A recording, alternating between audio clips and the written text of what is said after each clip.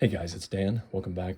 This is going to be, I think, another video in the kind of catalog of videos that I'm not sure is even all that interesting, but I figure I'm unboxing this stuff anyway, so I might as well throw up a quick video for you guys and let you sort that out for yourselves. My wife and I occasionally buy things on Temu. The quality is just so hit and miss, though, that it's kind of like roulette when you buy stuff off of Temu. For those not familiar with it, maybe abroad, if you don't have Temu in your country, it's a Chinese manufacturer of usually like knockoff goods. But as I just said, like sometimes the quality is okay and sometimes it's pretty bad. So their main selling point though is that their stuff is just like obscenely cheap. So as I said, like sometimes my wife and I will have a glass of wine and it's fun, almost like a game, to pick something out on Temu and just see what shows up at the door. And my wife pointed out that they actually have they have a lot of miniature, like hobby adjacent stuff. And they had basing supplies that interested me. So I picked up just 2 items just to see what would come. And I do want to just say here at the beginning, there's no like intended political or ethical commentary here. I am a big proponent of supporting your friendly local game store, even more so than your local hardware store, because unlike your local hardware store, your game store provides a place for you to hang out at and to wargame at. So that purchase is not just helping to ensure the store is there for you to buy more stuff in the future, it's helping to ensure that the store is going to be there for you to have a place to play at in the future. So support local whenever you can. My logic with this, though, is that I basically spend X amount of dollars at my local game store every time I go, no matter what. And I have a really extensive supply of basing stuff anyway. So I thought, you know, there's no opportunity cost here. If I spend a couple of dollars on Temu, it's not going to in any way prevent me from buying some stuff when I go down to my local store next time. So let me show you kind of the stuff as it arrived. I have some thoughts on it just even as it's sitting in the bag. And then I want to use some of this stuff on a model that I painted a while back that I never actually did anything with the basing on. So I thought this would be a good test here.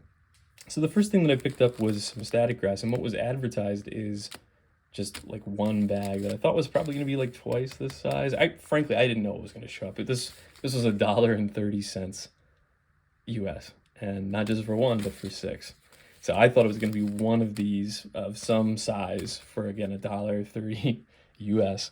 And what arrived were 6 little like dime bags of static grass. I would say like probably 3 of these together would equal the weight of like your army painter tub, for example. And that's what I got over here. So I don't know what I'm going to do with this. I will say, even just staring at it in the bags, that I mean, it looks like static grass. It's not flock or anything like that. It is just static grass. It's got like kind of a satiny finish to it. So I don't know how that'll look on the finished model, but I think my plan is maybe to blend the greens together. And then I don't know what I'm going to do with these two, but again, I didn't expect to even receive them. So yeah, again, $1.30 US. It's hard to beat that. I've lost that amount of money in my car. And this is the second thing I got is this, which makes me very uncomfortable. I was gonna say I'm not trying to make any kind of like ethical commentary here on what Temu sometimes gets up to, but like this is the army painter knocked off to the point where like I think the only thing really changed is the 2 words here. Instead of the army painter, it says the model tuft.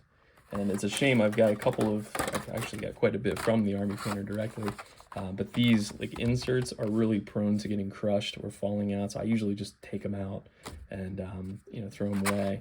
But I can assure you that this packaging is like to the coloring. It's the army painter packaging, and in fact, I can go one step further. There's nothing to show in the back, but yeah, here you go. Like if there was any doubt, that is the army painter super glue there for you. Actually, the wording on the back is funny. Various colors and full of imaginary mosquitoes. So there you go. Really gets you immersed into the jungle world. But yeah, I mean, like it's so close. Like from a production standpoint, I can.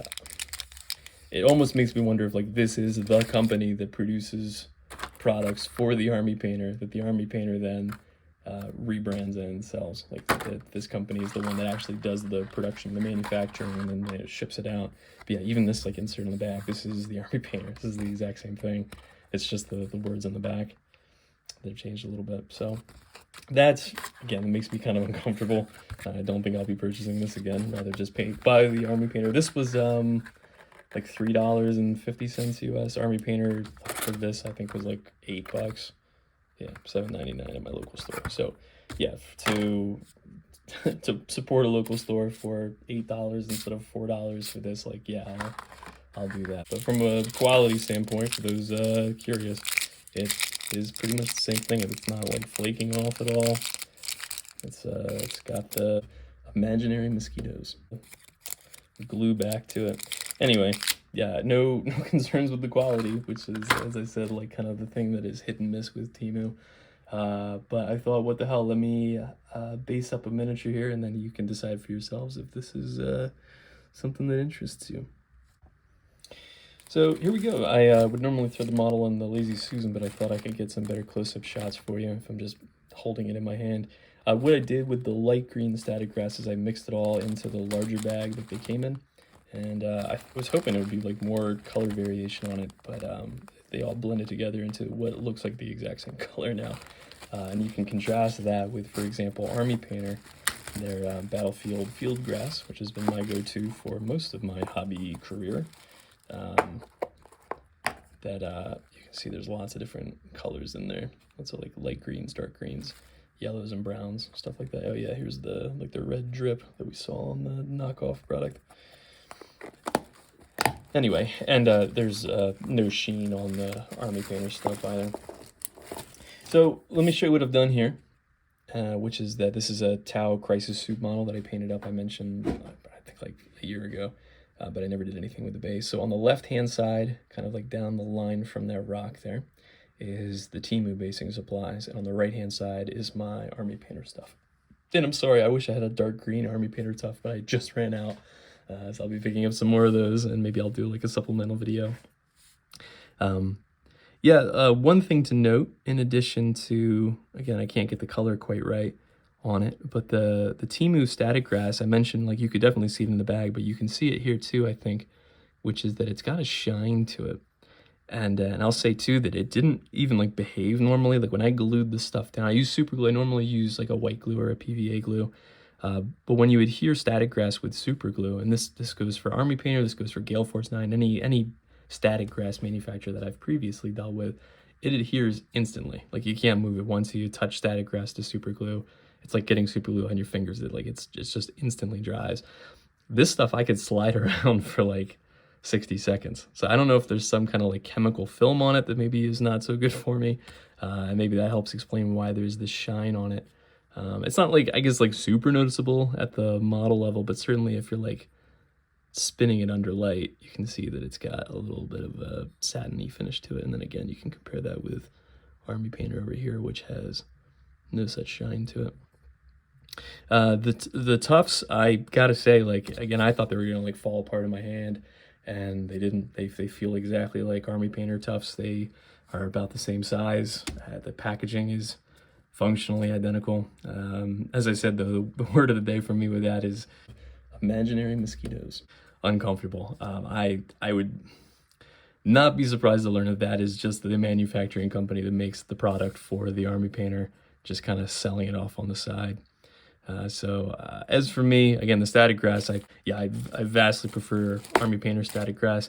The tufts, it's just not worth it for me to feel like I'm undercutting a company that I have liked for so long in the Army Painter. So anyway, if you're looking for cheap basing supplies, it's hard to beat that.